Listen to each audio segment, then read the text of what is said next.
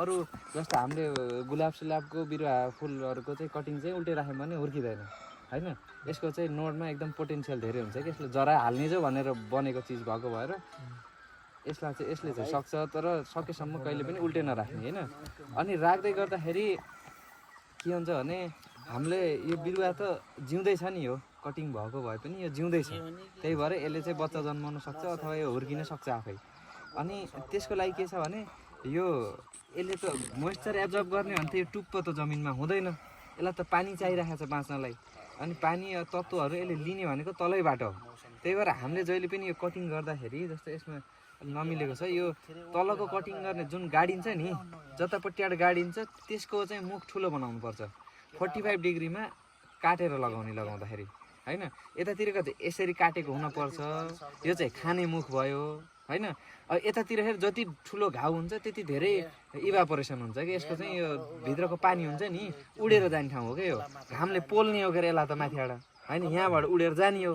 उडेर जाने चाहिँ सकेसम्म मसिनो गोलो टक्क के यो फ्ल्याट काटेको हुनु पर्यो होइन। जस्तो यहाँ हेर्नु यो कुनै होला छैन यो नेपियरमा धेरै फुट्ने भएर गोलो काटिन्न कि यो चाहिँ अहिले यो उहाँबाट ल्याइएको हो, तर आफूसँग सिकेचर छ अथवा केही काट्ने चिजले त्यसरी काट्दा हुन्छ। तर यसको चाहिँ पोटेन्सियल धेरै भएर यिनी कुराहरू त्यति धेरै याद नगरे पनि हुन्छ होइन। तर सकेसम्म जानेको राम्रो होइन। जस्तो यो यसरी लगाइन्छ भने यसको यो तलको मुख चाहिँ यसरी 45 डिग्री एङ्गलमा काटेर सकेसम्म ठुलो बनाउने, पानी खाने ठाउँ, यो पानी उड्ने ठाउँ चाहिँ यस्तै गरेर गोलो बनाएर टक्क काट्ने होइन। अनि यसलाई चाहिँ यसरी लगाउने हो। र यो लगाउँदै गर्दा अब यो यसमा पनि जरा आउने सम्भावना छ, यसमा पनि जरा। हरेक नोड भनेको एउटा बिरुवा मान्नु होइन, एउटा गाँज हो। अनि त्यो भइसकेपछि हामीले यसलाई घुसार्दै गर्दा सकेसम्म यसको नोड पनि माटो मुनि पर्दिए यसलाई पनि जरा हाल्न मिल्थ्यो, यसलाई पनि जरा हाल्न मिल्थ्यो भन्ने कुरा हुन्छ। अझै खास लगाउने भनेको हामीलाई यो दुईवटा नोड एकै ठाउँ लगाउन पनि पर्दैन। यसलाई पनि मजाले कटिङ गरेर दुईवटा बिरुवा बनाउन सकिन्छ, दुई ठाउँ लगाउन सकिन्छ। अनि यसले यत्रो धेरै आफैले नि स्पेस खाइरहेछ, बरु कटिङ गरेरै मजाले लगाए पनि हुन्छ होइन। यसको चाहिँ हजुरहरूलाई फाइदा के हुन्छ भने किन्दाखेरि आधी किनेर डबल लगाउन पनि मिल्छ होइन।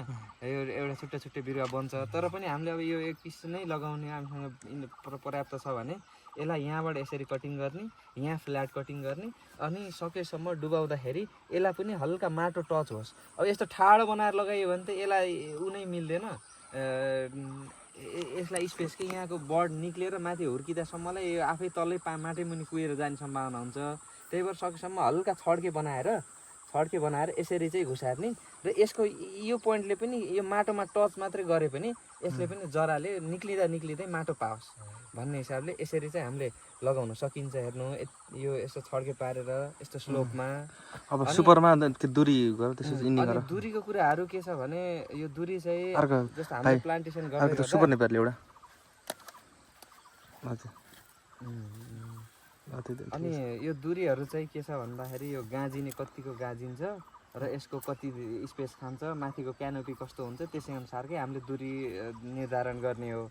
तर अहिले चाहिँ हामीले यो ब्याडको लागि लगाउँदैछौँ। यो चाहिँ हामीले यहाँ घाँस हुर्काउने घाँसको लागि भन्दा पनि यो चाहिँ ब्याडको रूपमा प्रयोग गर्दैछौँ। हामीलाई चाहिँ सकेसम्म नर्सरी भनेको त बाक्लो लगाउने ठाउँ न हो होइन, बाक्लो लगाउने ठाउँ हो। त्यो भएको भएर हामीले चाहिँ यहाँ उहाँलाई सजेस्ट गरेको चाहिँ सकेसम्म बाक्लो लगाउनु भन्न खोजेको चाहिँ टेक्निकल कुरा चाहिँ होइन, तर हामीले चाहिँ यहाँ चाहिँ प्लान्ट जतिसक्दो लगाउन सकिन्छ लगाऊँ भन्ने कुरा।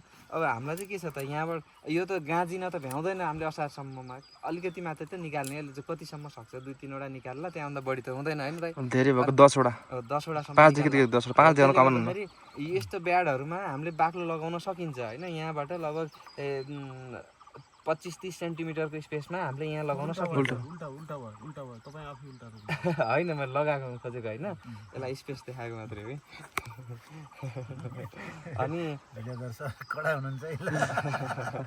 गाह्रो छ कि जुगा कडा उहाँको यो टेक्निकल कुरा हो, सही कुरा हो। अनि यो चाहिँ याद गर्नु होला है, हरेक बिरुवा चाहिँ ठाडै हुनुपर्छ। तपाईँ हामी इक्जाम गरेको तपाईँले कति बुझ्नु आएर तपाईँले बुझ्नु आएर छ नि त नि ख्याल गर्नु पर्यो, यतिको ख्याल हरेक बिरुवा गर्नु ओके एउटा कन्टेन्ट गर एउटा ओके धन्यवाद।